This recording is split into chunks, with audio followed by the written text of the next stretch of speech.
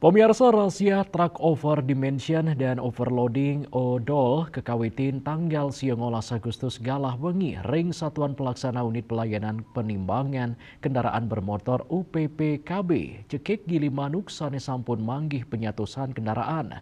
Sampun tigang rahina pemurugan akehan sangkaning overloading.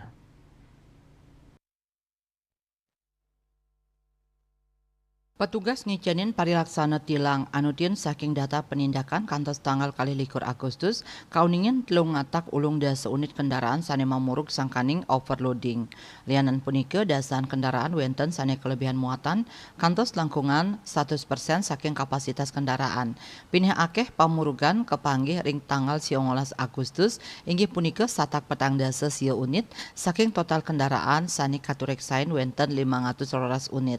Selanturnyane ring tanggal kali dasa Agustus wenten sama 6 unit saning laksanayang penimbangan 105 unit kauningin mamuruk.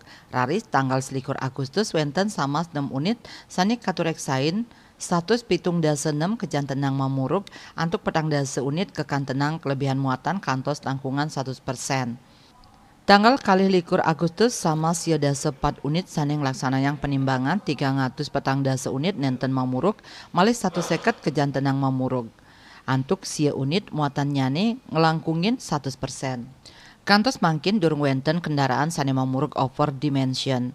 Koordinator Satpel UPPKB Ceki Imade Ardana Mausang operasi penegakan hukum Gakum truk odol pacang memargi kantos tanggal selai Agustus. Samian kendaraan sane mamuruk kejantenang kenitilang.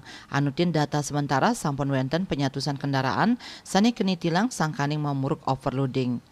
Wenten taler mamuruk dokumen tata cara muat barang miwah persyaratan teknis taler laik jalan. Rahasia truk odol selami awuku kemargiang sinarengan ring samian Satpel UPPKB di bawah Dirjen Perhubungan Darat Kementerian Perhubungan.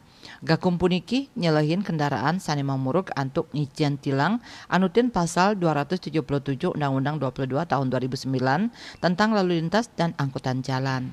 Surya Dharma Bali Pos.